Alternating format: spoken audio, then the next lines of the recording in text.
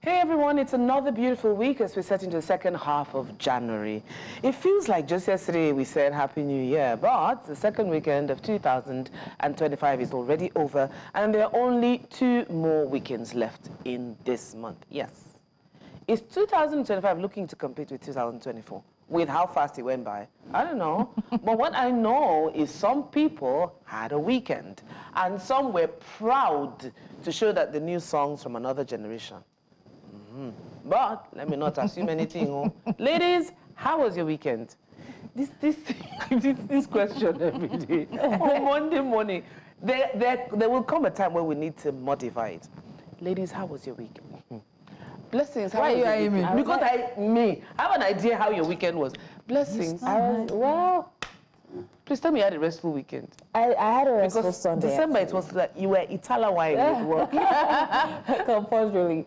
Saturday, I had something to do in the morning, and then I had some running around to do. But on Sunday, after church, I just decided, you know what? I'm not stepping out again till this morning. And how did that feel? It felt so good. Are you serious? Honestly, it felt great. In fact, the guy that, let me say, my dog's nanny, he called me, yes, I have a nanny for my dog. Like a dog walker or whatever. Yes. So he called and like, do you want to see Asher? I'm like, no. Just so you sent Asher away for the weekend? No, like he's in the compound. Okay. So he's a facility manager, but he's also a dog breeder. I'm like, that's why I took the house. Wow. So you got lucky. I got food for him, and thankfully, his girlfriend, the other dog, Lucy. Asher has a girlfriend. Oh, yeah. We're now living the chronicles of Asher. Yes, he has 2 options. I don't know the other breed. I don't know what it's called. Is it bulldog? But it's a puppy. That one is Lulu. And then there's Lucy, which is exactly the same as him. So he has options. You know, if he wants to crossbreed. I just follow him up and down. Asher has more options than some people. He doesn't care about me. Wow. So thankfully, they were there with the facility manager. So I was like, Alpha, do you want to say hi to Asher? I'm like, no, just say hi to me. I don't want to see him. This is amazing. I have nothing to do with him until I was indoor all through. Oh, that's nice. When you're indoors, are you close to your phone? Do you drop your phone somewhere? Oh, no, even when I'm outdoors, I don't. So most times I'm with my phone because of work, but I'm not on social media a lot, because the way my setting is if I'm not in the app, your message won't drop, so I won't see it. Which is why I will send a WhatsApp and then I still have to call. No, but it's healthy. It won't even deliver. It's very rare to find people. Honestly, it's healthy. So I don't there are people who, if they forget their phones, that's it. No, absolutely. I don't blame her. I think it's absolutely healthy. Right now, I'm trying to find a way to... And I'm just wondering what I'm going to tell my MD. No. Because he's one of the reasons that you see me so attached to my phone, you know? So most times I just like keep my phone. Like throughout yesterday, I was just binge watching the series I'm on, and I enjoyed it. And for the first time, I didn't feel restless, because that's one thing I had to train myself on.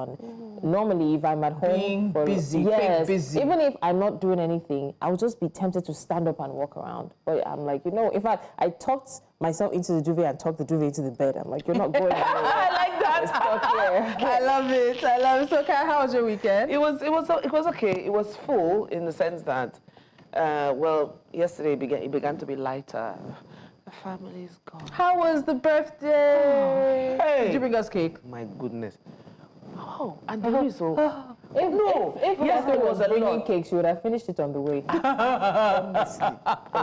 honestly. She had a day out, and it was nice. She just wanted to be around, be home, be with her friends, So it was, and they kept singing. I was just looking at them when they would say, "Oh, happy birthday to you." I said to myself, truly, I'm tired. This level of... I told them, thank you so much for being part of this. I couldn't have done it by myself. And I told my daughter, my dear child, I think it left to me, your mom wouldn't have gingered this way for your birthday. But she turned 16, so it was a nice time. She was fussed over by everybody. So, yeah, it was a busy weekend. And then Grandpa is around as well. Exactly. So, definitely. Yeah. 16 is a milestone.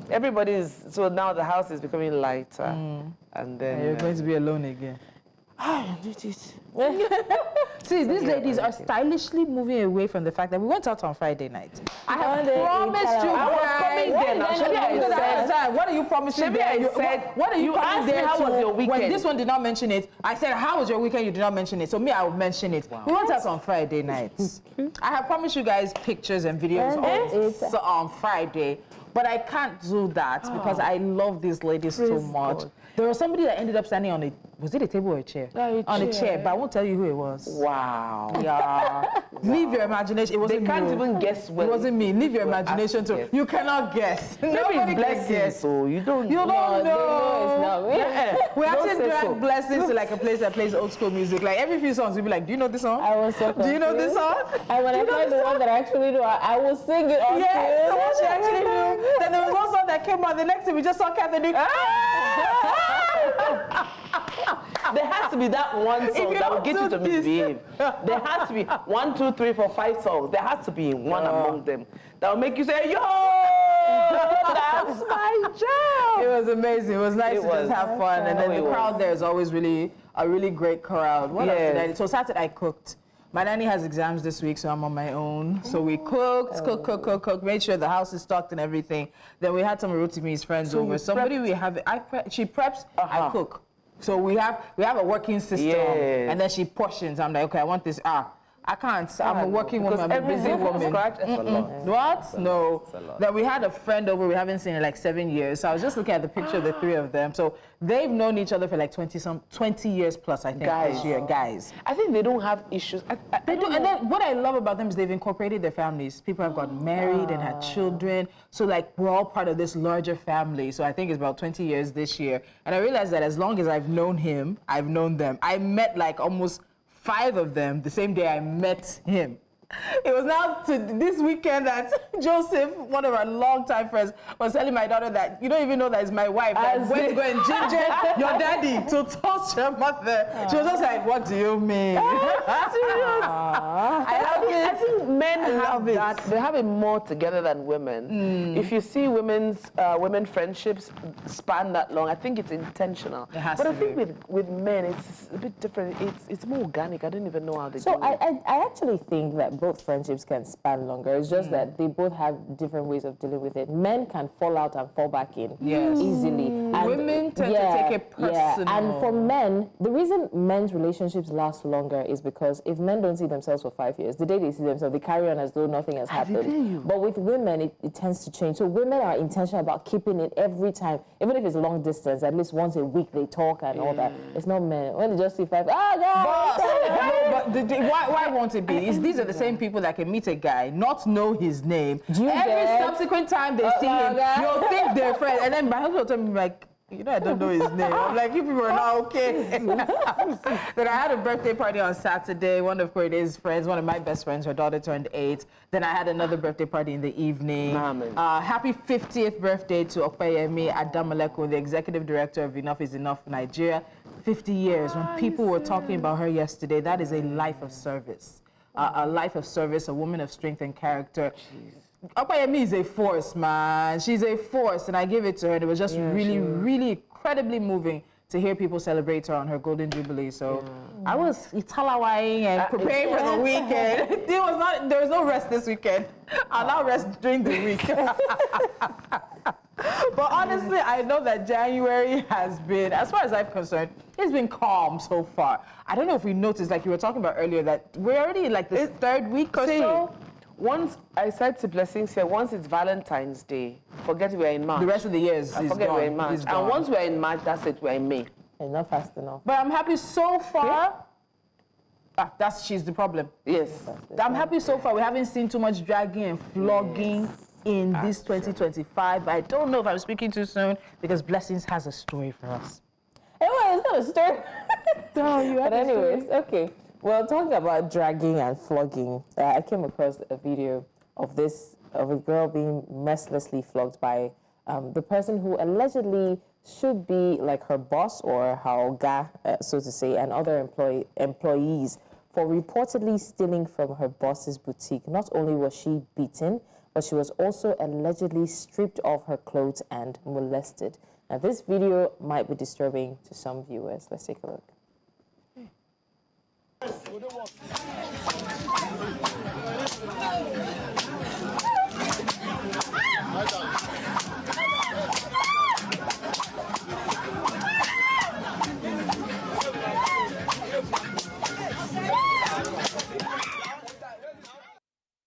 So this video has been making its way around the internet as to be expected. Yeah. But allegedly, she was treated this way because she allegedly stole from her boss. Now, the boss has been identified as Chidebere Onu, who's reportedly the owner of a boutique that's located somewhere on Lagos Island. It's also been apparently revealed by some people in the know that this is a regular occurrence when it comes to how he treats his workers. Now, the police have been, I guess, informed about this, seen the video, and one of the newspapers who spoke to the Lagos State Police Public Relations Officer, Benjamin Hudea, says they are aware and they are investigating. You know, we've had cases of these kinds of cases before where people steal from. There was someone who stole fabric, I think, from fabric. But they didn't. No, so you know that saying, flog them like a thief or something. I think, haven't you heard when people say when you have nannies, treat them the more inhumane, the more cruel, the more wicked you are, the more they comport. The more calmer they are, and the more they comport and fear you and will not try anything untoward where you're concerned, because you don't treat them like human beings. I've heard that it's a very warped way of thinking, but they always justify it that it works for them. And that is why those nannies, in this case, as I'm talking about, those nannies keep staying with the families that treat them like they are not, they're not enough. Now, I feel, if this person has stolen from you, must you now flog the person? And then the people that are recording are who? Do you also notice that it's mainly men?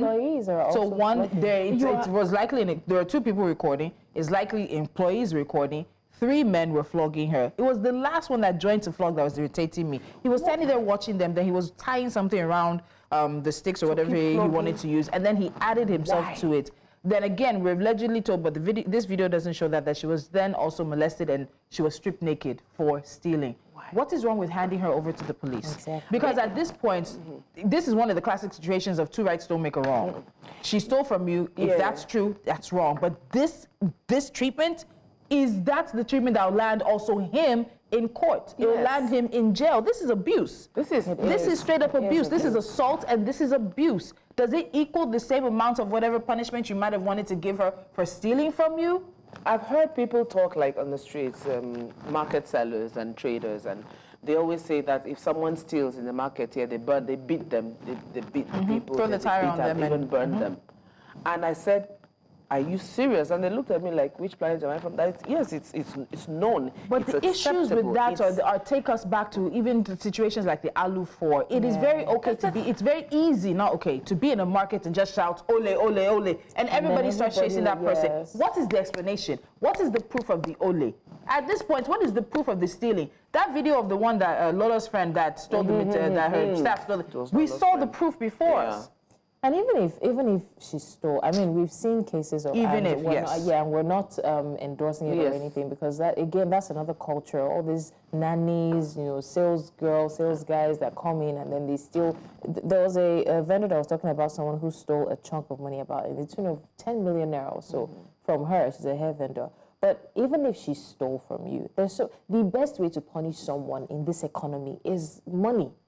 Ask her to pay back or remove from her, or if you can't even do that, hand her over to the police. No, I think we feel this is just a mirror of what's going on in the society. We don't trust law enforcement, we don't trust the police, we don't trust people to, all this soft talk. They feel as if, what I wish I could say to you, but what is this one saying? Soft talk to tell this one to return the money. If she had the money to return, why did she steal it in the first place? So everybody's first response is to just bar the person, and before you know it, jungle justice. Why is our first response violence? And it reminds me of the story we talked about, the 3-year-old boy, which the teacher has now been arrested, who was slapped for not knowing how to write 61. And the justifications we saw, and people talking about, oh, this is how I was taught, I was stubborn, oh, I turned out okay. We did not turn out okay if people grow up and think that this is okay to do. Every time, those kind of sticks, when they're going through the air, they whistle. You hear the sound before the pain lands on you. And every time I'm hearing it, I can just literally, I'm having a visceral reaction because my body's, I can't imagine how she felt afterward. I can't imagine how her body feels. And I really, really hope the police do take this up because, one, it's caught on tape. Every one of the 3 men who were using those whips on her should be going to jail, should be facing a court of law. if she stole, there should be a judgment and there should be a consequence for that as well. We should but learn this does not restraints. equal right. It's not right at all. Do you ladies think that it's time to have a conversation about these kind of parenting? I've seen extreme ones where men tie their children to trees and flog them. Yes. And I think that is where these kind of things are birthed from, because if you can do it and think it's normal, probably someone did it to you or you're doing it to your children currently. It's just that I don't know if we have a system where we prioritize children like the Westerners do. Yes. If you see a child being beaten like this, I think that it's time to start looking into it and criminalizing it so that we don't grow up as animals in the society. It might be a little too late for a few generations. We might need to start with another generation. Let's go for a break. We have some stories. Yeah, we're back here to do what we know how to do best. And after the break, we'll be looking at, we're looking into the report of Nigeria's Auditor General implicating the NNPCL in the 514 billion naira fund diversion. We'll also discuss the repatriation of $52.8 million to Nigeria following the U.S. Department of Justice's 2023 resolution of civil asset forfeiture cases against Diezani Alison-Madueke and her associates. So, Kolawole Oluwadare, the Deputy Director of SERAP, joins us after the break. Stay with us.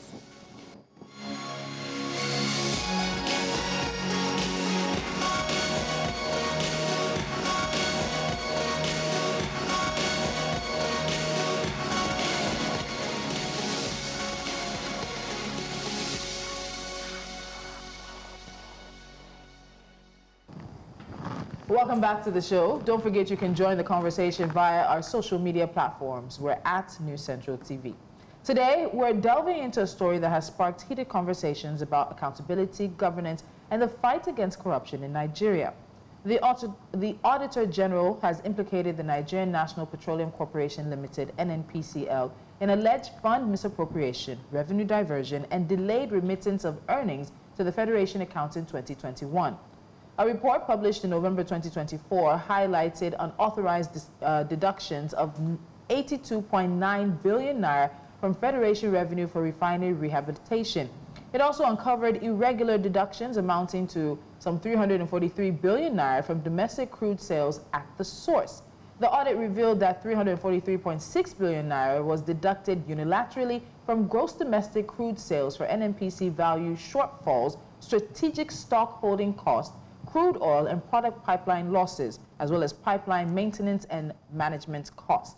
The company failed to provide detailed breakdowns of these deductions for audit purposes and was unable to justify the reasons behind them.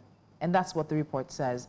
Now, joining us today is Kolawole Oluwadare. He's the Deputy Director of SERAP, which is the Socioeconomic Rights and Accountability Project. SERAP has been at the forefront of advocating for transparency and accountability in Nigeria. Welcome to Jasiri, Kolawole.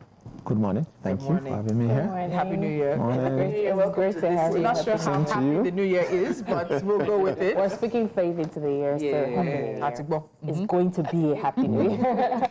All right, so Kolawole, we have a lot to unpack. We have limited time, so we're going to make the most of it. We also want to touch on the Diezani Alison-Madueke repatriation, but we'll start with the NNPCL being implicated by the Office of the Auditor General in what is a very damning report. Now, the NNPCL has often claimed to be committed to transparency. Let me start by asking, how do you reconcile these claims with the findings of the Auditor General's report?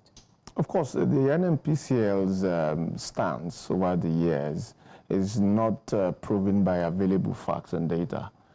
We can call that precedent. I remember this is the NNPCL that I think published its audit report. That is the one done statutorily by the company for the first time. For several years, I think they did that 3 or 4 years ago for the first time. So this is not surprising that the Auditor General is making these findings. And this is not the first time in a series of reports by the Auditor General that the Auditor General has made these allegations against the NNPC, including other agents of government like the CBN, in fact. So this is not surprising at all. So should we make this to question the effectiveness of the Petroleum Industry Act, which was signed into law in 2021? Of course. Because we heard so much, remember, we heard so much about how it would foster accountability, efficiency in the oil sector. So with this revelation now, what does it mean, or what does it say about its implementation, its effectiveness? And given that this report flags issues way back 2021, doesn't the effectiveness of this act come into play? I don't think it's a revelation, though, at least not to SERAP. We've been working on this for a while, yes. So if you look at the Auditor General's report, right back from, let's start from 2015, and we produced a report of our own analyzing this same thing, you would find that the Auditor General has, time after time, said that most ministries, departments, and agencies of government could not account for a lot of funds. In fact, in the 2018 report, more than 105 billion naira across more than 34 MDAs could not account for those funds. And so this is not surprising. And as to what you asked about the PIA, our challenge in Nigeria has never been about the legal framework or the lack of laws. Of course, laws are not meant to be perfect. It has always been the lack of what I call the political will to implement those laws. Because in Nigeria, it would appear that politics is much more important than governance, which is why you find that when it's politically expedient, some laws are applied. That is at the speed of light. But when it's not so good to do so, those laws appear as moribund. The PIA is a good law, don't get me wrong, but the implementation of the laws, the legal framework before the PIA, it's the same issue that we have working presently. It means that by the PIA, the NNPCL was on board into several agencies, including the Nigeria Upstream Regulation Commission, which was also indicted in the Auditor General's report, that could not account for lots of money. And what this simply means is that while petroleum is our cash cow, there's a lot of lack of transparency and accountability into how those revenues have been managed, which of course is not surprising while we are here. Borrowing, neck deep in debt, but nothing to show for it in terms of infrastructure. So you actually lead me to my next question, because it's the World Bank that says that oil alone accounts for about 40% of Nigeria's GDP, around 70% of the budget revenues, and around 95% of our foreign exchange earnings. And this dependency on oil is, you don't see it with other major oil producing countries. You see it with Nigeria. We're almost like an exception. We're an exception to the rule in a bad way. But besides that, when you look at a country that's so heavily reliant on oil revenue, the impact of this mismanagement, do we want to continue to call it alleged? Let me ask you that very quickly. The reason I call it alleged would be because it's a report by the Auditor General of the Federation. And just a bit of context. The Auditor General of the Federation is a public officer. Perhaps you can call it a public institution. That's supposed to be independent. Yes, and it is independent. It produces this report annually. And the audit process is simply looking at how much was budgeted for each MDA, how much came in by way of environment, and records and books according to the Procurement Act that shows how those funds were spent. And don't forget, in that process, the Auditor General has written to all these MDAs, asking them, and in this instance, more than 9 issues out of the 9 issues raised, in 4 of those issues, the NNPCL did not have a response for.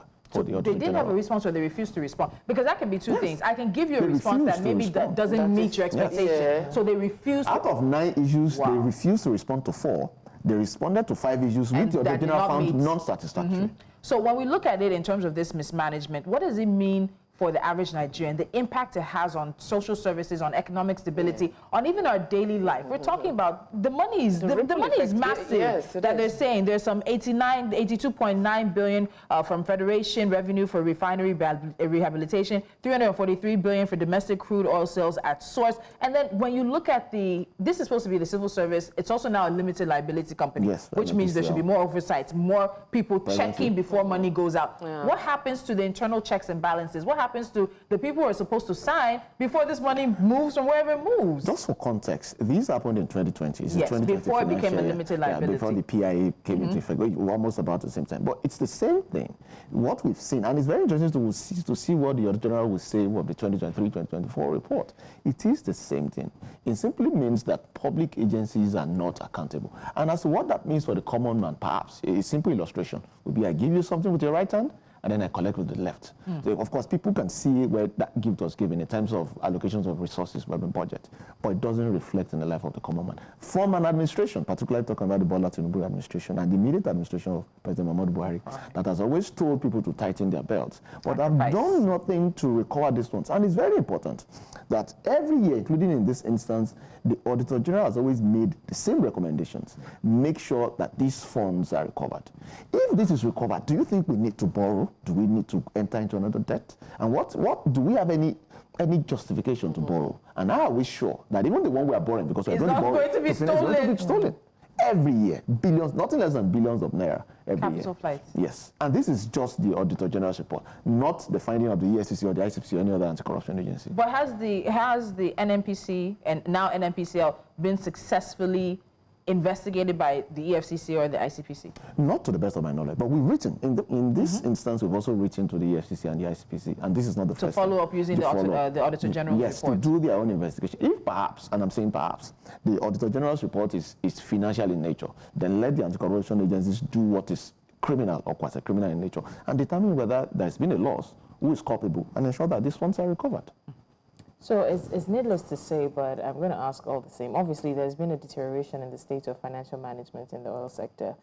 So the question here is, do you think that this is, again, needless to say, but this is a failure of regulatory bodies and an oversight mechanisms in the oil sector? And if that's the case, how can these gaps be filled? Yes, in fact, the Auditor General said the same thing line after line in all the 9 issues, that this is a failure of checks in the system. And that simply means that the head of the institution, statutorily, who answers, should be made to answer for these lapses. But it's not only in the NNPCL. So, for instance, there's been a success of that process with the Auditor General. He did audit, and he did write a report. That succeeded to that extent. But what is the president going to do about it? What is the Public Accounts Committee of the National Assembly going to do about it? That is where the failure perhaps starts. And that is likely to go on for a while, unfortunately. Let's take a break here. We have some more numbers. I'm stuck on 9.77 million, but we're also going to hit you with some $52.88 million. But we'll continue and finalize our conversation on the NNPCL being implicated by the Auditor General's report, and then switch gears to looking at the recovered or returned loot coming from forfeiture cases for the Alison-Madueke case in the United States. Stay with us.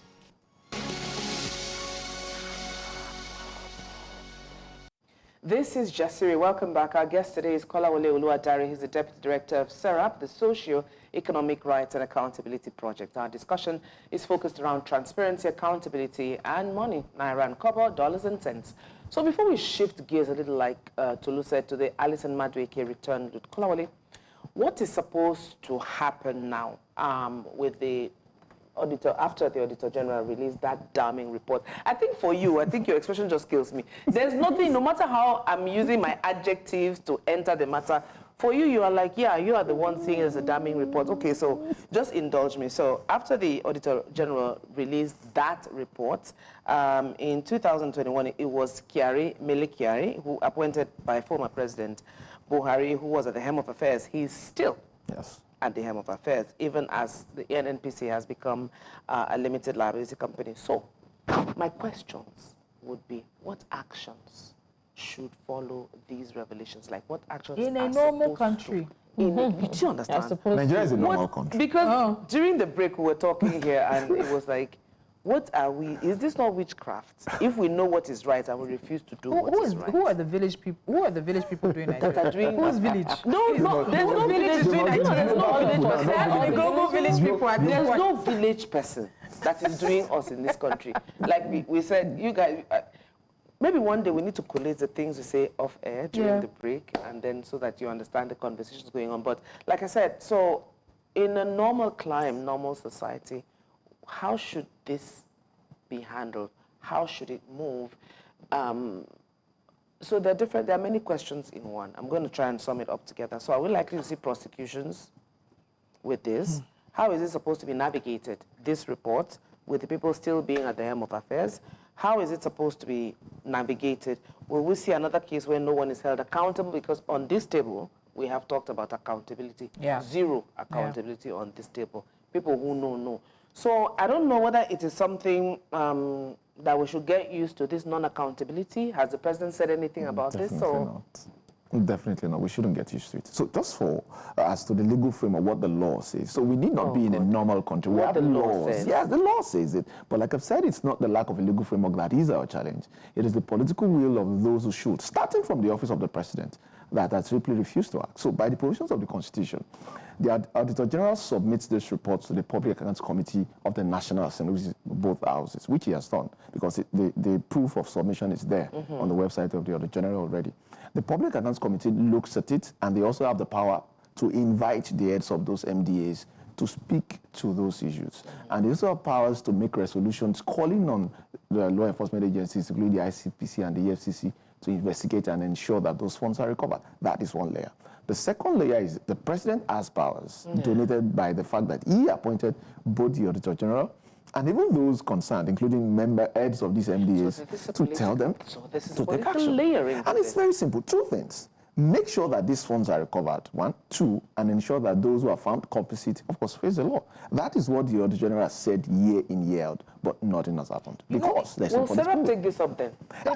This is what we're doing. So what we did was write what is called the Freedom of Information request to the NNPCL. Again, giving them perhaps a second chance to asking them provide information answering these allegations. If perhaps there's been a mistake, I'm not saying there's a mistake. And they have 7 days to do that. The 7 days is going to lapse this week.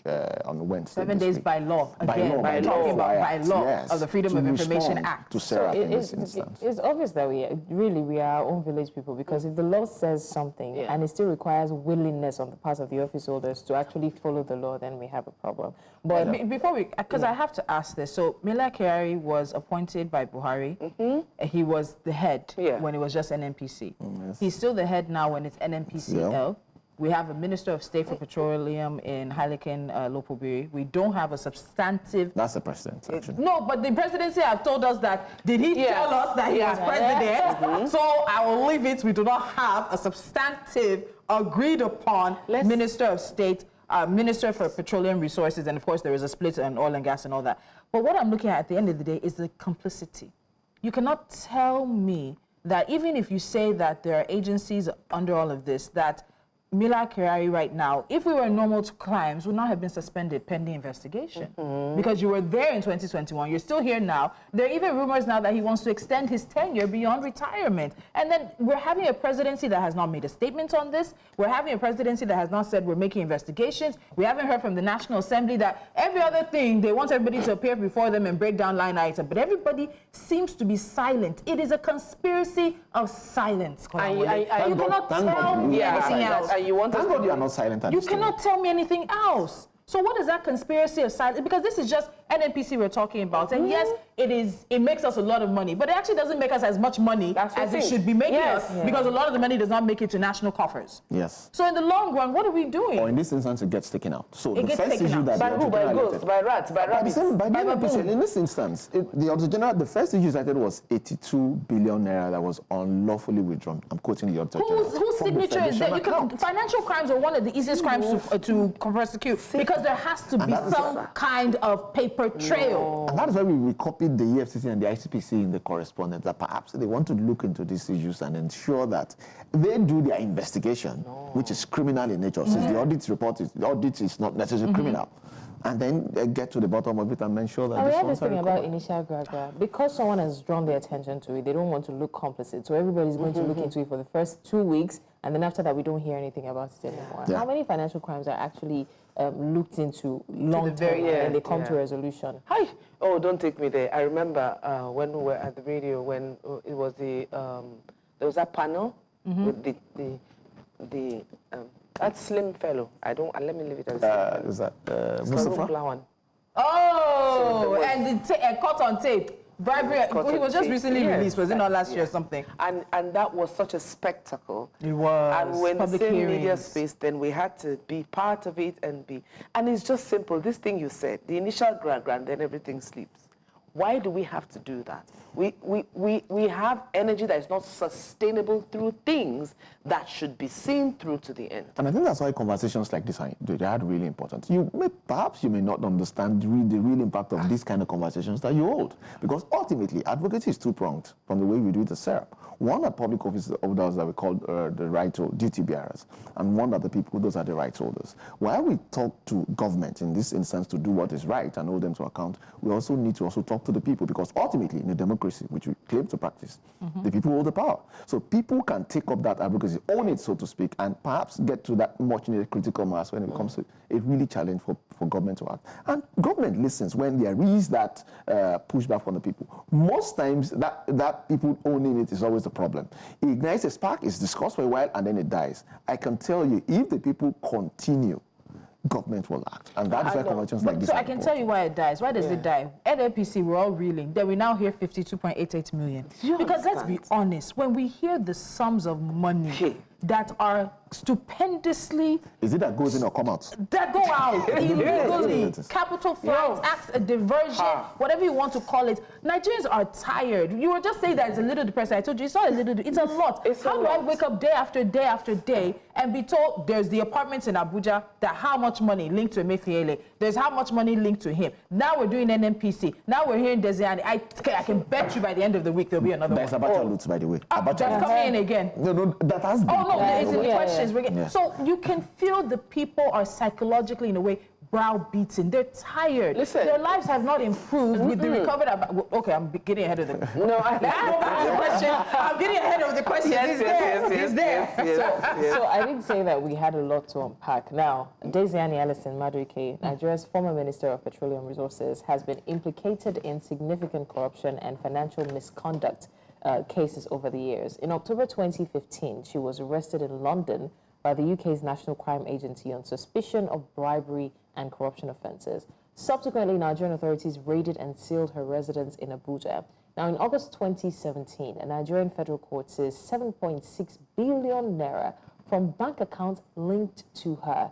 Additionally, in 2017, the U.S. Justice Department's Cryptocurrency Asset Recovery Initiative seized $145 million worth of assets, including a $50 million apartment in New York and an $80 million yacht, allegedly acquired for her benefit. Last week, the United States and Nigeria confirmed the repatriation of $52.88 million to Nigeria, and this followed the U.S. Department of Justice 2023 resolution of civil asset forfeiture cases against Alison-Madueke and her associates. Now, Kolawole, let's start from there. Is that not depressing?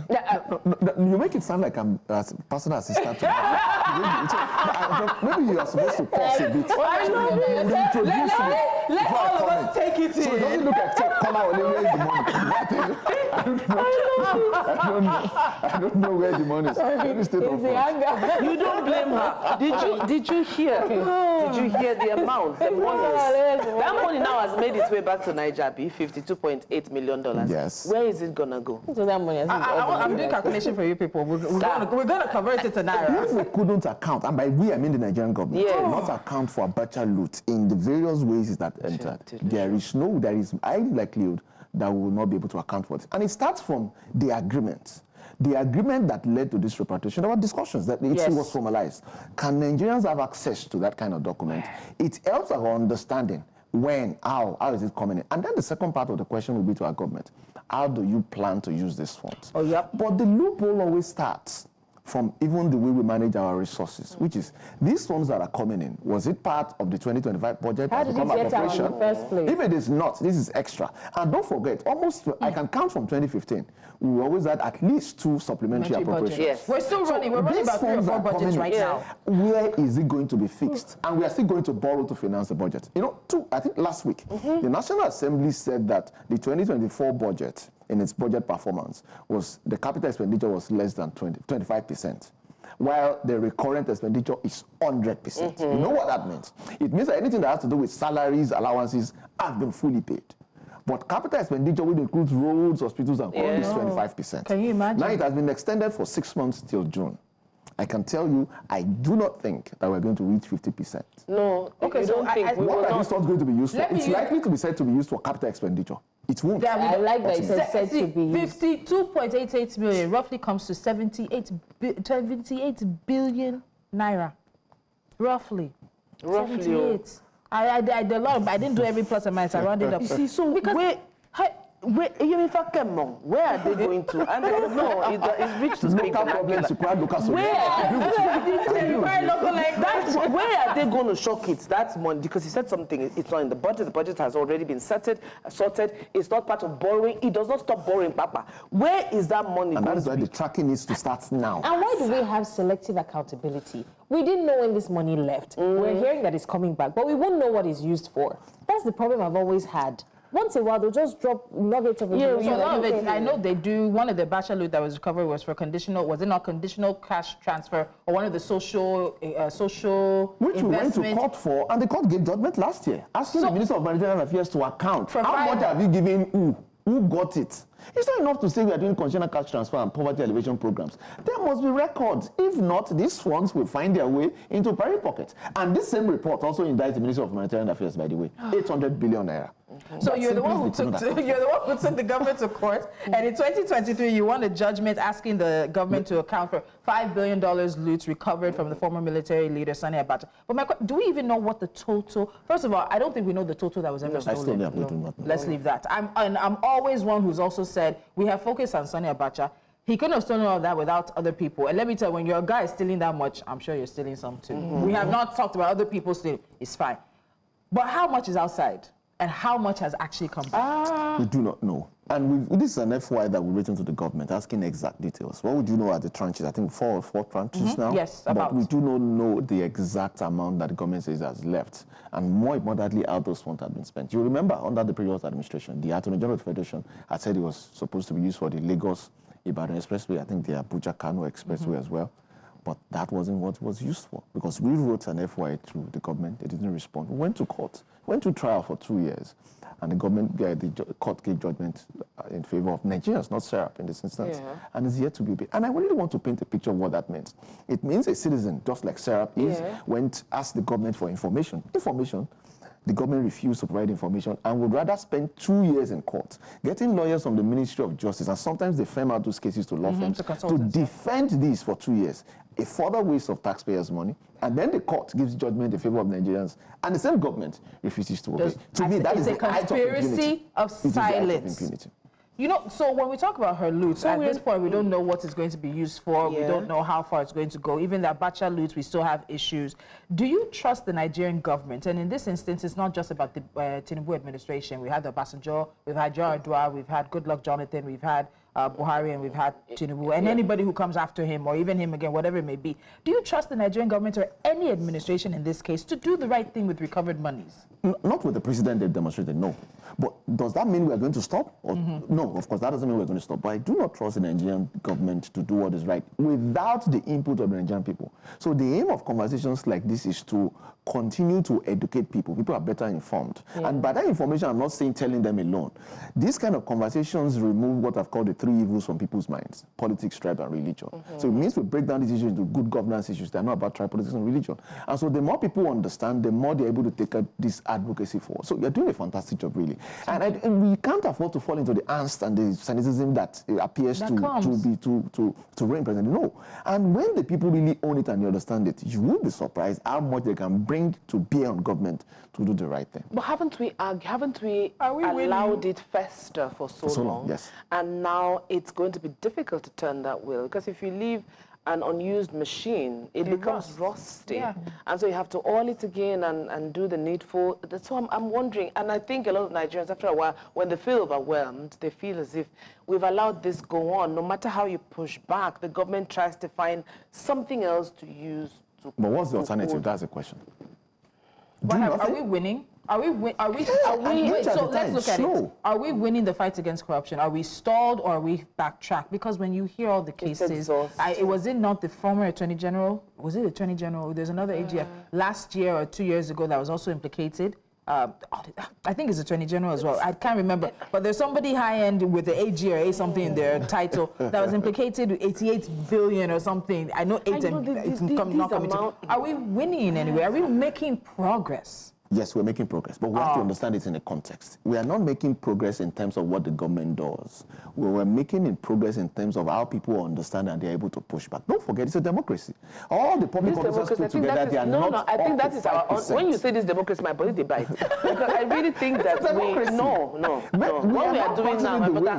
So what is it? It's not. It's another term. It is not democracy, because it doesn't have the trappings. Doesn't have the look. They tell you this is title switch. You go and doesn't have the dividends. Not be title. It looks. The white has been staying long time. I don't think it's white anymore. Honestly, it's for democracy. And then most times when we, especially, when it comes to SERAP, for example, Nigerians are doubtful about everything, including SERAP, right? And a lot of times it's because when you take these cases to court, most times, what we see the most are the ones that they win, not the ones you win. So have there been cases that you have won, so that at least give Nigerians something to work with? Lots of them. You took them to ECOWAS court. See, While you're showing 36 governors, you guys are busy. Are you not tired? I tell you, exactly. So what we are not tired. you? And we're filing another suit this week, by the way. And we filed one on Friday. We filed two on Friday. You know, about what? The one we filed on Friday was about the Ministry of Humanitarian Affairs. Oh, the one you just mentioned. Okay. Yeah. No, that's another one. That's another one. That's another one, but about the same ministry. Yes. Okay, It's another one. And there you are looking so, you know, you look very calm, very normal, but you're stubborn. I can see that you're very stubborn. What's the alternative? The alternative is to give up, and it doesn't help anyone. Imagine if something like what is happening in LA happens in Nigeria. Imagine COVID-19 coming back. And that is why we need to consistently continue to advocate for good governance. Even though there are people, a majority of them in government would want people to shush up, but we cannot afford to stop, and that's why we continue to do this. Please give us one or two of the notable cases you won. I think we want Nigerians to know that there's also winning possible. Yes. That even with the fights, and we can hear you guys suing the state governor, suing Wike, suing, it's everywhere, and I think it's also necessary. We test our laws. Laws are refined and made better by constant testing. What are some of the cases that you have won against the Nigerian government? And that's why I meant when I was saying that we're making progress. So, for instance, in 2019, the Federal High Court, Honorable Justice Ogutoyibo, she's retired now, Lordship is retired now, gave a judgment mandating the Attorney General of the Federation at that time to challenge the legality of state pension laws and to ensure the recovery of all the sums that had been unlawfully paid out. Do you know what that means? Paid out to former governors. To former governors and their deputies. Since that judgment in 2019, some states have repealed the laws, Kwara State has repealed the laws, some governors have refused to collect. A good one would be Mr. Saraki has refused to collect because it's also linked to what we call double embodiment, getting from the National Assembly and then getting again from the states. Yeah. So that has been a win. And more Nigerians they are more aware about these pension laws. The advocacy has gone up to the State Level Assembly, and it's a progress that is being made. Just last year, the Federal High Court in Abuja gave judgment mandating INEC, in the case the SERAP had filed, to investigate the role of governors in the 2019 general elections. INEC is here to obey that judgment. We've had to take out Forms 48 and Form 49, which is a way to compel INEC, which is contempt of court for INEC. That is also a win. Another court last year also gave judgment mandating the Ministry of Humanitarian Affairs to provide details of the funds that they allegedly paid out as conditional cash transfers to fight poverty. In 2020, a court in Abuja gave judgment, it's an FY case, mandating the federal government to disclose how they spent the over $25 billion Chinese loan to provide infrastructure, security installations in Abuja.